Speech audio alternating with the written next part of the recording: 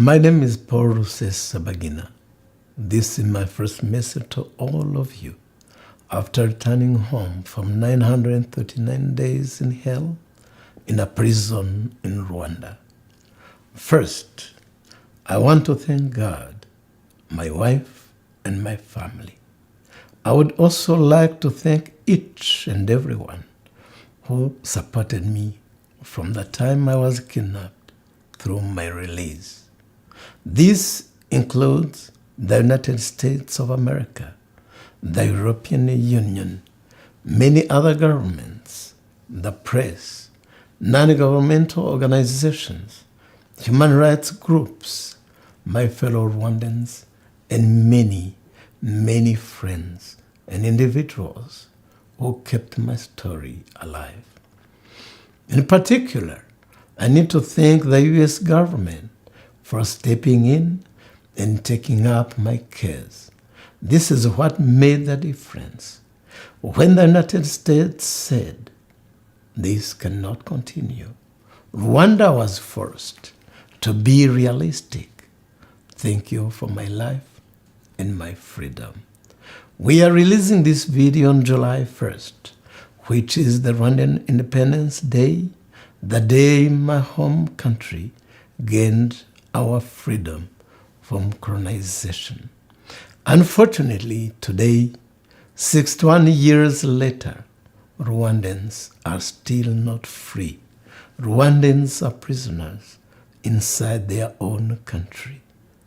Throughout my whole life, I have advocated for the human rights of Rwandans and for democracy in the country of my birth. But Rwanda is an authoritarian government that has no right for its citizens and that tolerates no dissent. The government has attempted to silence me through politics, surveillance, and violence since the movie Hotel Rwanda came out in 2004. This became worse after November 9th, 2005, when I received the United States Presidential Medal of Freedom. And in August of 2020, they finally captured me. I was tortured, imprisoned, and faced false charges that had nothing to do with me. I did not participate in my trial because the end was a foregone conclusion. As expected, I was found guilty and sentenced to 25 years in one of the worst prisons in the world, in hell. Paul Kagame and the Rwandan Patriotic Front, RPF regime in Rwanda, tried their best to silence me for good, as they do to all others who are critical of his government. What they actually did was to show the world their true color. They kidnap, torture, forcefully imprison, kill, and set up shame trials for anyone who disagrees with them. I was only lucky that I wasn't killed, unlike many other people. My case made headlines around the world, but I am only one of thousands each year in this situation. I believe that every challenge you face in life can be a teacher if you are willing to learn. My experience during the 1994 genocide was one of the most important lessons I learned, and it helped me survive being wrongfully imprisoned over the last 2 years and 7 months. Prison can also be a school, too. You get out with a degree. First, I learned that whatever happens to us, we never die until our time comes. I believe that my life was spared so that I can tell my story to you.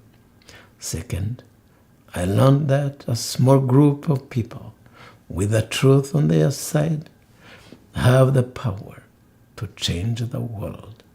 I say to all the governments, that we can no longer follow business as usual.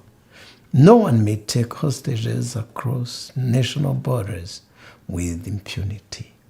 No one may violate the human rights of their people, and no one may intimidate and survey people across the world. The international community will take action to stop you. For almost 30 years ago, I wondered where the world was.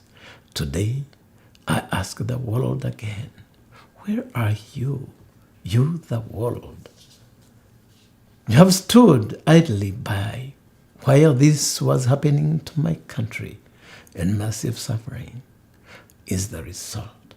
The situation in Rwanda is like apartheid in South Africa. The apartheid lasted for decades because the South African regime had powerful sponsors. But over time, their supporters realized that it was not worth the cost.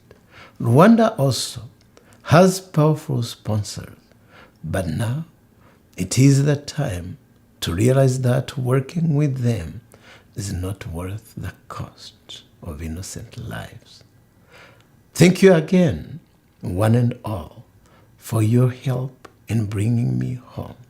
Please continue with this mission of helping many other people in Rwandan hell and around the world who have no voice and who desperately need us. Thank you.